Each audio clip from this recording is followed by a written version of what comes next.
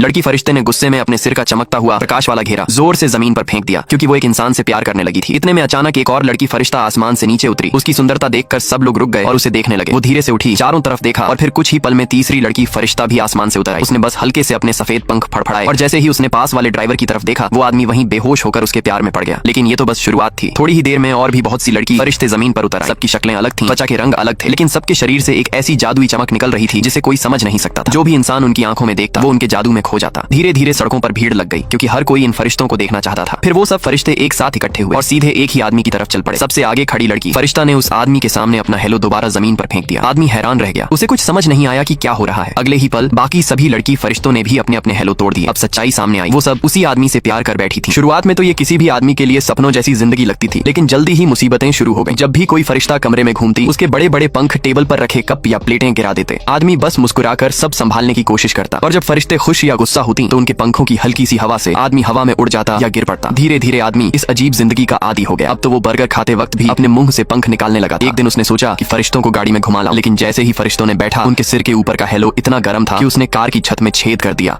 एक छोटी सी बच्ची अपना टोपी एक छोटे लड़के के साथ शेयर करती है, लेकिन उसे नहीं पता कि वो लड़का असल में एक भूत है। ये सब टीचर देख रही होती है। एमी सीधे उस छोटे भूत का नाम लेकर उसे बुला लेती है। ये सुनकर टीचर डर के मारे जड़ हो जाती है। उसी शाम जब एलिस काम से निकलती है, तो उसकी नजर दीवार पर लगी एक फोटो पर पड़ती है। तब पता चलता है कि वो छोटा भूत जिंदा रहते हुए भी इसी किंडरगार्टन में पढ़ता था। इसी वजह से वो इस जगह को छोड़कर नहीं जा पा रहा। जब दूसरे बच्चे रोते हैं तो कोई उन्हें चुप कराता है, लेकिन उसे सिर्फ एमी ही देख सकती है। छुट्टी के वक्त बाकी बच्चों को उनकी माएं लेने आ जाती हैं और वो बस एक कोने में अकेला बैठा रहता है। वो कुछ नहीं कर पाता, बस बेबस होकर देखता रहता है, क्योंकि उसे खुद नहीं पता कि वो मर चुका है। एलिस उस बेचारे छोटे भूत को देखती है और आखिरकार सब समझ जाती है। वो धीरे धीरे उस छोटे भूत की तरफ बढ़ती है। उसी शाम एलिस अन्ना से मिलती है और पूछती है कि उस छोटे भूत को क्या हुआ था। भूत को स्वर्ग भेजने का कोई तरीका है क्या? अन्ना बताती है कि उसकी एक आखिरी इच्छा पूरी होते ही वो स्वर्ग चला जाएगा, यानी अगर वो अपनी माँ को देख ले तो उसका काम हो जाएगा। अगले दिन एलिस उस छोटे भूत की माँ को लेकर आती है। माँ उस स्कूल को देखती है जहाँ उसका बेटा कभी पढ़ा करता था। उसकी पुरानी यादें ताजा हो जाती हैं। वो अपने आंसू रोक नहीं पाती। माँ दरवाजे